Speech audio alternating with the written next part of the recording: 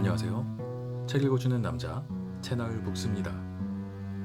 오늘 소개해드릴 책은 청년아 주님 오실 길을 예비하라 라는 기독교 서적이고요. 저자는 정대희, 출판은 북크크입니다. 대한민국의 청년들은 여러 가지로 쉽지 않은 시기를 지내게 됩니다. 학생으로서 전 세계적으로도 치열하기로 유명한 입시를 치러야 합니다. 학창시절은 오로지 대입이라는 목표를 위해 앞만 보고 달리게 되는 것이 일반적입니다. 그렇게 입시를 치르고 나도 청년들의 미래가 그다지 밝지만은 않습니다. 대한민국의 경제 성장률은 1% 근처에서 움직일 줄 모르고 심지어 더 낮아질 것이라는 전망도 많습니다. 아마 기성세대가 누려온 것 같은 그런 전성기의 대한민국은 한동안 다시 오기 힘들지도 모른다, 이런 생각도 해봅니다. 청년들의 미래가 마냥 핑크빛이지만은 않은 이유가 됩니다. 그러면 우리가 이 청년들을 위해서 할 수 있는 일이 무엇일까 생각해 보게 됩니다. 국가적 차원의 정책적인 지원, 사회적인 시스템의 변화 등 많은 것들이 필요하겠지만 당장 우리가 할 수 있는 일은 무엇이 있을까? 아마도 간절한 사랑의 마음으로 이 아이들을 위해서 기도하는 일이 아닐까 생각해 봅니다. 이 책 청년아 주님 오실 길을 예비하라는 바로 이런 청년들을 위한 기도가 담긴 그런 책입니다.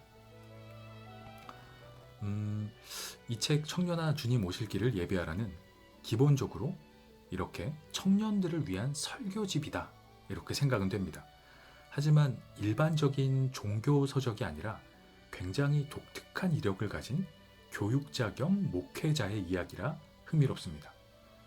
이 책의 저자는 우리나라에서 제일 큰 손꼽히는 입시 학원에서 일하면서 목회 활동도 하는 일터 사역자입니다. 개인적으로는 몇 년 전에 저자가 쓴 교육 한류가 온다 라는 책을 리뷰했던 인연으로 또 다시 이 책을 리뷰를 하게 되었습니다. 그 당시에도 저자의 이력이 참 독특하다라고 생각을 했었습니다.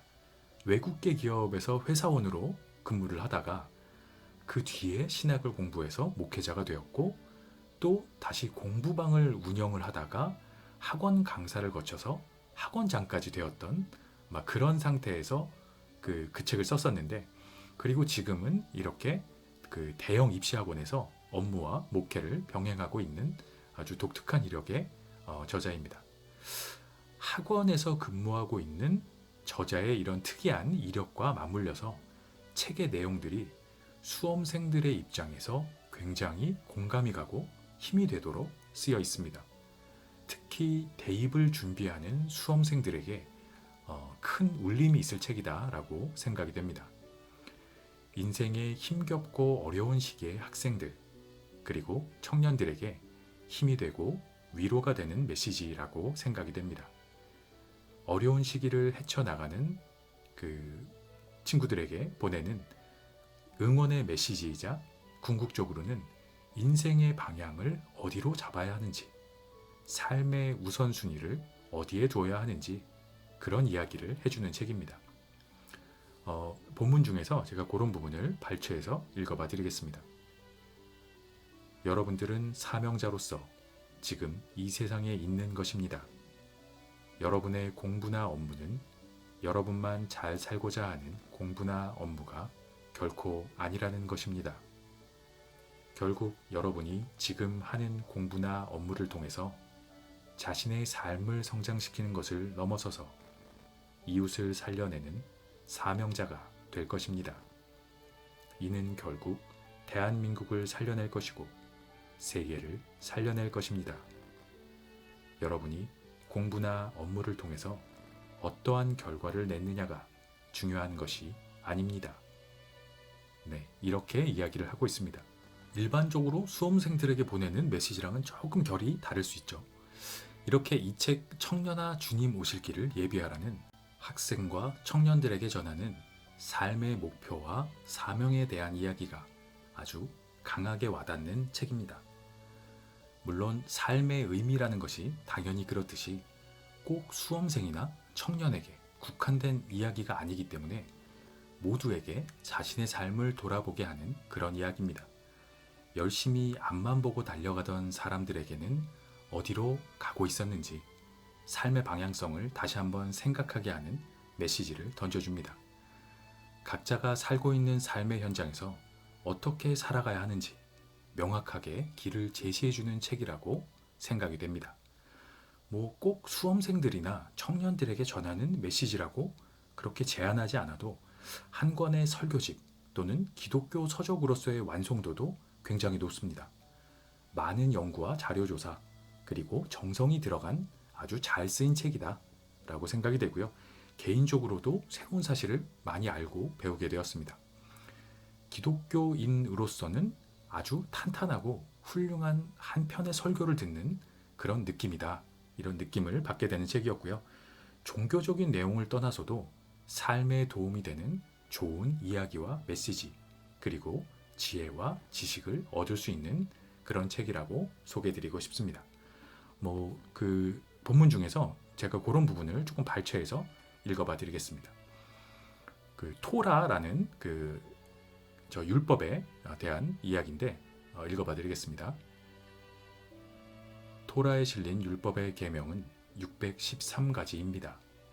이 중에서 하지 말라라는 계명이 365가지로 1년의 날수와 같고 하라가 248가지로 사람의 뼈와 장기의 수라고 합니다. 그래서 율법을 통해 1년을 사는 동안 하지 말아야 할 것들이 있고 또한 우리의 지체를 통해서 열심히 해야만 하는 것들이 있다는 것을 뜻한다고 합니다. 토라에 대한 탈무드의 기록에는 세상을 지탱하는 3가지 기둥이 있다. 첫째는 토라요, 둘째는 하나님께 드리는 예배요, 셋째는 자선 활동이다 라고 되어 있습니다. 네, 이런 부분입니다. 상식적으로도 굉장히 좋은 내용이고요.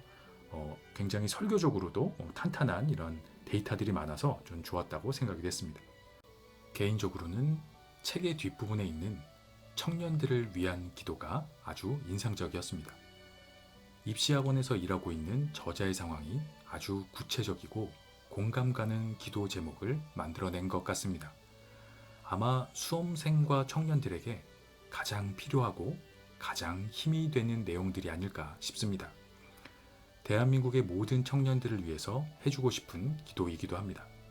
많은 청년들이 이 기도를 읽고 삶의 방향성을 바르게 잡는데 도움이 되었으면 좋겠다 이런 생각을 해봤습니다. 그리고 책의 제일 끝쪽 부분에는 실제 청년들의 기도문과 간증들이 실려 있는데 읽으면서 좀 개인적으로는 많이 울컥하기도 했고요. 청년들은 이런 고민과 생각을 가지고 살아가는구나. 이런 고민을 기도 제목으로 내려놓고 싶어 하는구나. 이런 거를 좀 알 수 있었습니다. 청년 세대들을 한 걸음 더 이해할 수 있는 이야기들이었습니다. 그리고 개인적으로 저의 청년 시절에 가졌던 고민들과도 어떻게 보면 참 비슷하구나 그런 생각이 들기도 했습니다. 실제로 청년들과 자녀들을 위해서 기도할 때 많은 참고가 될 것 같다 라는 생각이 드는 아주 유용한 그리고 유익한 부분이었고요. 그들의 고민과 생각을 현실적으로 들여다볼 수 있는 또 들어볼 수 있는 아주 좋은 교회라고 느껴졌습니다. 그 저자가 쓴 청년들을 위한 기도 제가 이 부분을 발췌해서 읽어봐 드리겠습니다. 환경을 탓하지 아니하고 최선을 다하는 사람, 손해를 보더라도 죄를 멀리하는 사람, 지위가 높아지더라도 교만하지 않는 사람, 어려움 속에서도 하나님의 섭리를 믿는 사람, 절망 가운데서도 소망을 보는 사람, 힘이 있으면서도 용서를 앞세우는 사람, 예수 그리스도를 삶으로 증거하는 사람. 우리 청년들이 이런 사람이 되게 하여 주옵소서. 은혜로우신 예수 그리스도의 이름으로 기도를 드립니다. 아멘. 네, 이런 부분입니다. 개인적으로 참 와닿기도 하고 이렇게 기도해야겠구나. 아이들을 위해서 이런 좀 참조가 되기도 하는 그런 기도문이었습니다. 이 책 청년아 주님 오실 길을 예비하라는 청년들, 특히 수험생들을 위한 이런 간절한 메시지가 담겨져 있는 책입니다. 아마도 힘든 시기에 있는 수험생과 청년들에게 많은 힘과 위로가 될 것이라고 생각이 됩니다. 더 나아가서는 삶의 힘든 시기에 길을 잃고 헤매는 많은 사람들에게 등대 불빛과 같이 다시 일어나 걸을 수 있는 삶의 방향성과 의미를 일깨워주는 책이라고 생각이 됩니다. 인생의 무게에 힘겨워하는 모든 분들에게 응원과 기도의 마음을 담아서 이 책을 읽어보시기를 추천드립니다. 청년아, 주님 오실 길을 예비하라. 정대희 지음. 북크크. 서문. 주님의 길을 예비하라. 많은 사람들이 지금의 세대를 바라보며 신앙의 위기라고 말을 합니다. 그리고는 많은 방법을 찾아 고민합니다. 하지만 누가복음 16장에서 예수님께서는 이렇게 말씀하셨습니다. 주인이 이 옳지 않은 청지기가 이를 지혜 있게 하였으므로 칭찬하였으니 이 세대의 아들들이 자기 시대에 있어서는 빛의 아들들보다 더 지혜로움이니라. 이 시대의 세상 사람들이 믿음의 사람들보다 더 지혜롭다는 말씀입니다. 저는 학원 복음화를 위해 청년 사역을 시작하면서 이 부분을 인정하였습니다. 저의 힘으로는 세상을 이길 능력이 없다는 것을 인정하자 정답이 나왔습니다. 예수 그리스도를 잘 믿는 것입니다. 예수님께서는 요한복음 14장 12절에서 14절에서 이렇게 말씀하셨습니다. 내가 진실로 진실로 너희에게 이르노니 나를 믿는 자는 내가 하는 일을 그도 할 것이요 또한 그보다 큰 일도 하리니 이는 내가 아버지께로 감이라. 너희가 내 이름으로 무엇을 구하든지 내가 행하리니 이는 아버지로 하여금 아들로 말미암아 영광을 받으시게 하려 함이라. 내 이름으로 무엇이든지 내게 구하면 내가 행하리라. 아멘. 예수 그리스도께서는 다른 어떤 방법을 찾으라고 말씀하신 게 아니라는 것을 깨닫게 된 것입니다. 예수 그리스도를 잘 믿기만 한다면 그 사람은 주님께서 하신 그 일도 할 것이요 그보다 더 큰 일도 할 것이라는 것을 믿고 나아갈 수 있게 된 것입니다. 우리가 마땅하게 살아야 할 거룩한 삶을 대신 살아주시고 우리가 마땅하게 당해야 할 죄의 대가를 대신 치러주신 예수 그리스도를 잘 믿기만 한다면 승리할 수 있다는 복음의 좋은 소식을 입시학원 청년들과 함께 나누면서 많은 사람들이 주님께로 돌아오는 모습을 보았습니다. 마음을 다해 예수 그리스도를 주로 고백하는 청년들과 믿음의 여정에서 함께한 말씀들을 나눌 때 또 하나의 열매를 바라시는 하나님께서 무한한 영광을 받으시기를 기도드리며 청년아 주님 오실 길을 예비하라를 하나님 아버지께 올려드립니다. 제1장 표대를 향하여 표대를 향하여 그리스도 예수 안에서 하나님이 위에서 부르신 부름의 상을 위하여 달려가노라. 빌립보서 3장 14절. 정체성. 요한계시록 3장 14절부터 16절 말씀. 14. 라오디게아 교회의 사자에게 편지하라. 아멘이시오. 충성되고 참된 증인이시오. 하나님의 창조의 근본이신 이가 이르시되 내가 내 행위를 아노니 내가 차지도 아니하고 뜨겁지도 아니하도다. 내가 차든지 뜨겁든지 하기를 원하노라. 내가 이같이 미지근하여 뜨겁지도 아니하고 차지도 아니하니 내 입에서 너를 토하여 버리리라. 라오디게아 교회는 요한계시록에 나오는 7 교회 중에서 가장 부유한 도시에 있었지만 불행하게도 급수가 원활하지 못했습니다. 그래서 10km의 수도관을 통해서 남쪽으로부터 물을 끌어와서 도시에 공급했습니다. 그러다 보니 처음에는 뜨거웠던 광천수가 라오디게아에 도달할 때쯤에는 이미 미지근해져 버렸습니다.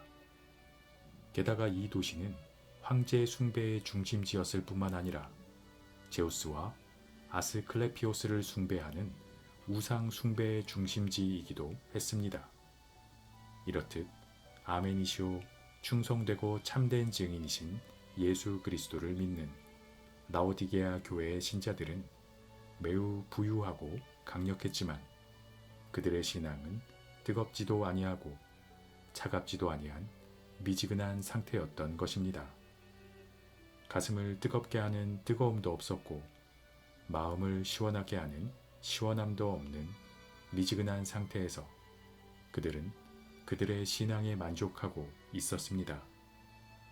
요한계시록의 말씀은 라오디게아 교회가 예수 그리스도의 제자로서의 정체성을 잊어버리고 스스로를 망치고 있었기에 하나님께서는 라오디게아 교회를 사랑하시는 마음으로 예수 그리스도의 계시를 통해서 그들이 돌이킬 수 있는 기회를 주고 계신 것입니다. 그 기회는 하나님 아버지의 말씀을 통해서 오늘날에도 우리에게 동일하게 주어지고 있습니다. 우리의 정체성은 그리스도인, 즉 크리스천입니다. 우리의 삶에서 우리는 주인공이 아니라는 것입니다. 우리의 주인은 오직 예수 그리스도시며 그렇기에 주인공도 예수 그리스도여야만 한다는 것입니다. 성경은 세례 요한에 대해서 광야에 외치는 자의 소리라고 소개하고 있습니다. 요한복음 3장 28절과 30절에서 세례 요한은 이렇게 말합니다. 내가 말한 바 나는 그리스도가 아니요 그의 앞에 보내심을 받은 자라. 그는 흥하여야 하겠고 나는 쇠하여야 하리라. 예수 그리스도의 초림을 준비한 세례 요한의 이 말씀이 예수 그리스도의 재림을 준비하는 우리의 정체성이 되어야만 합니다. 우리의 신앙의 방향, 영성의 기준이 하나님의 영광을 위한 삶이어야 한다는 것입니다. 고난은 다른 말로 헌신을 의미합니다. 예수님께서 왜 십자가에 못 박히셨습니까? 우리를 구원하시기 위해서 헌신하신 것, 우리를 구원하시기 위해서 희생하신 것입니다. 우리의 삶에도 희생을 뛰어넘는 헌신이 있어야 합니다. 그래서 헌신이 없는 삶은 크리스천의 삶이라고 할 수가 없다는 것입니다. 때로는 시간으로, 때로는 물질이나 건강으로 대가를 치러야만 할 때가 반드시 올 것입니다. 그러나 그 헌신, 그 고난 뒤에는 하나님께서 예비해 주시는 영광이 따라옵니다. 일제강점기에 신사참배를 거부하고 순교하신 주기철 목사님은 이런 말씀을 하셨습니다. 인간으로서 십자가를 진다는 것은 불가능합니다. 그러나 십자가를 지겠다는 생각만 하면 내가 십자가를 지는 것이 아니라 십자가가 나를 지고 갑니다. 그러면 골고다까지 이를 수 있습니다. 이렇듯 헌신은 내가 선택해야만 하는 것입니다. 예수님께서도 십자가의 길을 스스로 선택하셨습니다. 우리를 위해서 고난을 택하셨다는 것입니다. 이것이 말할 수 없는 큰 은혜입니다. 그런데 우리는 예수 그리스도를 위해서 무엇을 선택하고 있습니까? 식사 전에 기도하십니까? 아주 짧은 순간이라도 식사 기도를 하는 사람은 자신의 삶으로 예수 그리스도의 복음을 전파하는 인생이 됩니다. 많은 사람들이 그의 기도하는 모습을 보고 하나님의 살아계심을 느끼게 될 것이기 때문입니다. 그렇게 우리는 삶으로 예수 그리스도의 복음을 전파하며 나아가야 합니다. 우리가 거두게 된 성공의 결과가 나와 내 가족에게만 유익을 준다면 세상 사람들과 다를 것이 없습니다. 대부분의 세상 사람들은 성공에 대한 명분이 거창하더라도 결국에는 자신과 자신의 가족만 잘 먹고 잘 살고자 공부를 하고 성공을 쫓아갑니다. 하지만 그리스도인으로서의 정체성을 가진 우리는 우리가 열심히 공부해서 성취해낸 성공의 열매들을 정말로 공부하고 싶었지만 기회가 주어지지 않아서 또는 환경이 허락되지 않아서 공부할 기회조차 누릴 수 없었던 사람들과 나누어야만 한다는 것입니다. 우리가 크리스천으로서 그들의 인생에 또 다른 기회가 되어 주어야만 합니다. 요한복음 5장 16절에서 예수 그리스도께서는 이렇게 말씀하셨습니다. 이같이 너희 빛이 사람 앞에 비치게 하여 그들로 너희 착한 행실을 보고 하늘에 계신 너희 아버지께 영광을 돌리게 하라. 삶으로 선포되는 예수 그리스도의 복음을 통해서 하나님 아버지께 영광을 돌리게 하라는 말씀인 것입니다. 만약에 우리가 우리 자신이 누구인지, 어디에 속했는지 분명하게 알지 못한다면 자랑스러울 수 없는 것을 자랑스러워하고 추구하지 말아야 할 것을 추구하게 될 것입니다. 결과적으로 우리가 속한 하나님의 나라로부터 누리게 될 엄청난 축복과 유익은 모두 잃어버린 채 세상에 속한 사람들과 전혀 다르지 않은 인생이 될 거라는 것입니다.